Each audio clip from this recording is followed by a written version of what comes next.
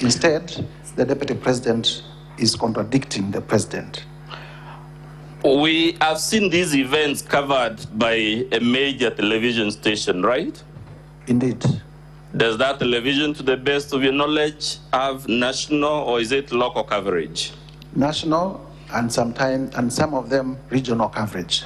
Should the deputy president of the republic have the wisdom to know his utterances will be conveyed to the country and the world? Indeed, yes.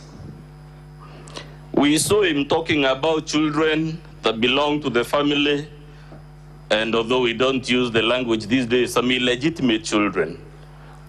Who was he calling children from outside the home or the illegitimate ones? Looking in totality for Moi's videos, he must have made those who voted for Kenya Kwanza as the legitimate children, and those who did not vote for Kenya Kwanza as the legitimate children.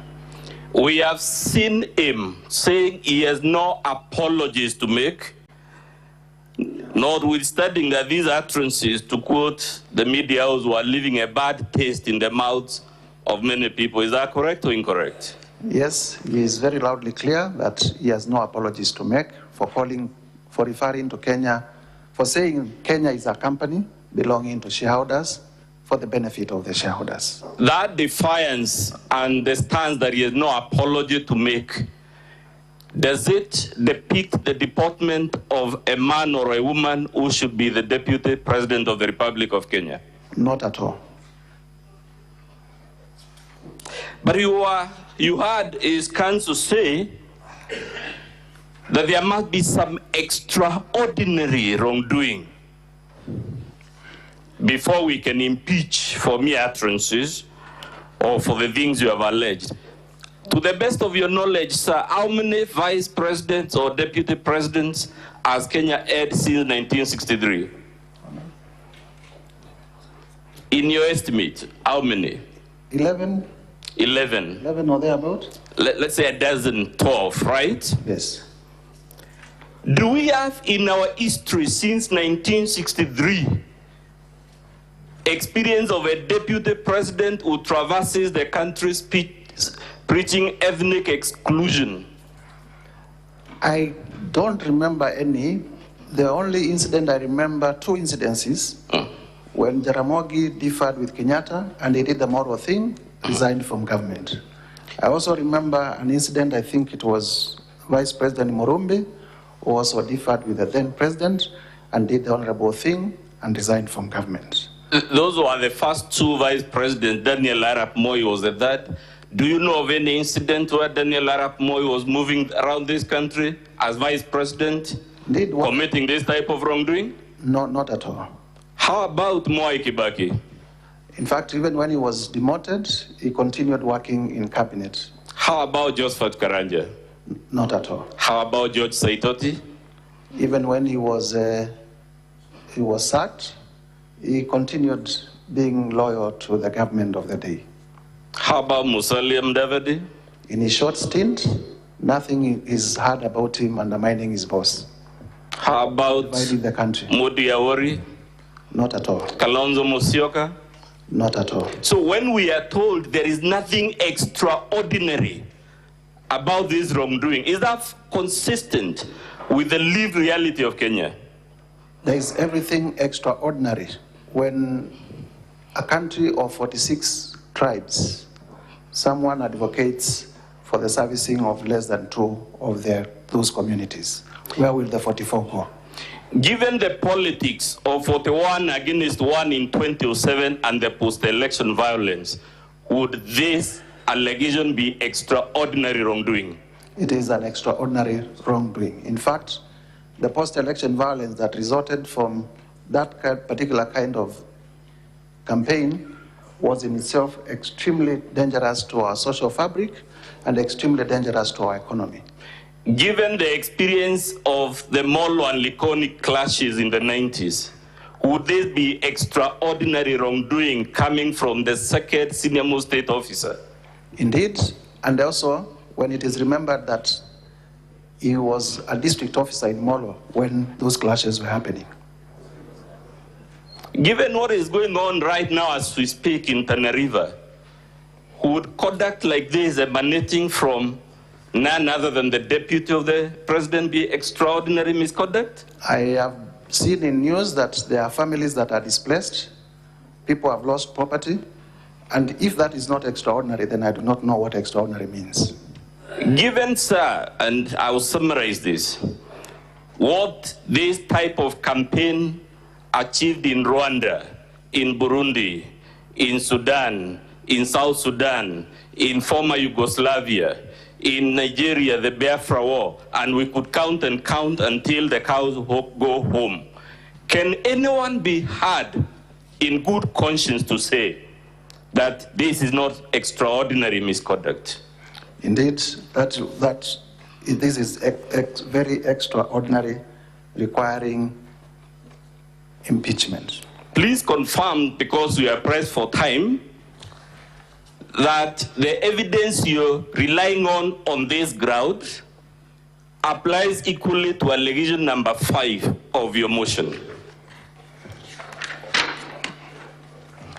Just a minute to confirm. What is your complaint in allegation number 5? Allegation number 5, Mr. Speaker, will be at page 16 to 17 of volume 2. Allegation number 5. Just a minute. Mr. Speaker, honorable members, our allegation number 5 relates to gross violation of Article 3(1) of the Constitution and Article 148(5)(a) of the Constitution, which specifically is in relation to the breach of the oath of office and allegiance.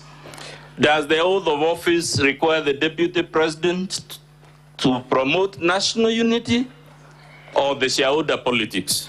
The oath of office demands of the deputy president to promote national unity. And what is your complaint in ground number 6, sir? In ground number 6, that again is on page 16 to 17, Mr. Speaker. Ground number 6 is about serious reasons to believe that the deputy president has committed a crime under national law pursuant to Article 151(b) and 2 of the Constitution. And what is the specific complaint? The specific complaint is that there are serious reasons to believe that His Excellency Rigathi Gachagua has committed crimes under Section 13(1)(a) and 62 of the National Cohesion and Integration Act. Can you please read for us those sections of the law? Section 13 of the National Cohesion and Integration Act provides that it is an offense. Honorable Speaker, that section will be in volume 7 of the Assembly's documents. That it is an offense for any person to use threatening, abusive, or insulting words or behavior where the person intends to stir up feelings of ethnic contempt, hatred, hostility, violence, or discrimination. The section also makes it an offense to use words or engage in such behavior when, having regard to all the circumstances, ethnic hatred is likely to be stirred up. Is ethnic hatred likely to be stirred up by this campaign of shareholding? Obviously. Is it likely to stir up ethnic contempt? Obviously. What does Section 62 say? Section 62 of the National Cohesion and Integration Act states that a person commits an offense when the person makes statements that are intended or are likely to stir up feelings of ethnic contempt, hatred, hostility, violence, or discrimination. Are the utterances by the deputy president likely to trigger any of those things?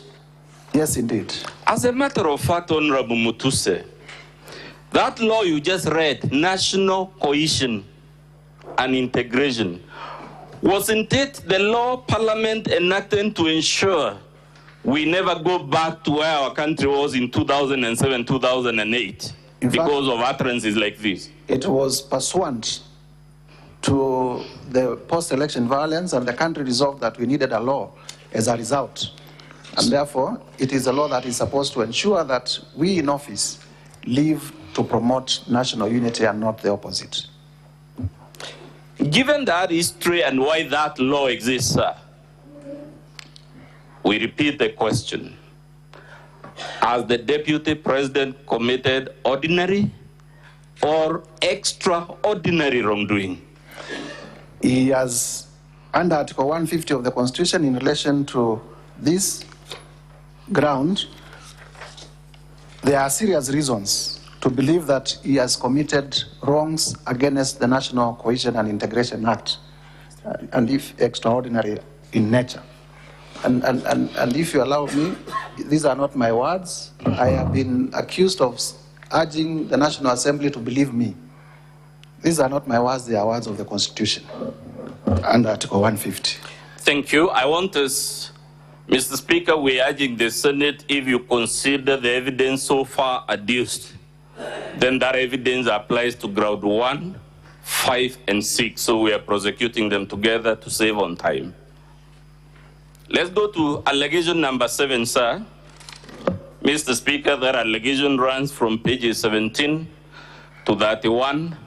It was the one you were told runs from falsehoods, culminating in the embarrassing and other things. Let's see whether it is actually falsehoods, embarrassing, and the other adjectives that we were told. And I would urge members to work with me by holding volume 2A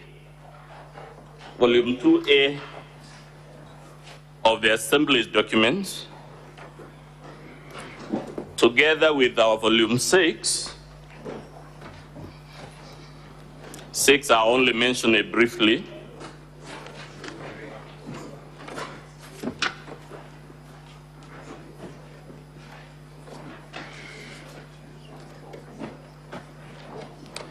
Please confirm, sir, at page 2 of volume 6, who, as between you and the Deputy President, as passions were cast, that you're referring to irrelevant material about the estate of the late Gachagua.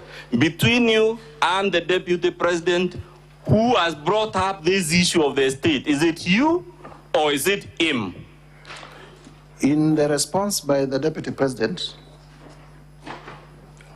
on page 2 of volume 6, he did bring out the issue of the estate of his late brother in response to the allegations that he has acquired properties worth 5.2 billion within the period that he has been Deputy President. So we'll come back to that document much later. I'm only mentioning it now, sir, to clear the air, whether it is you trying to whip emotions by bringing up this matter, or it is the Deputy President attempting by his own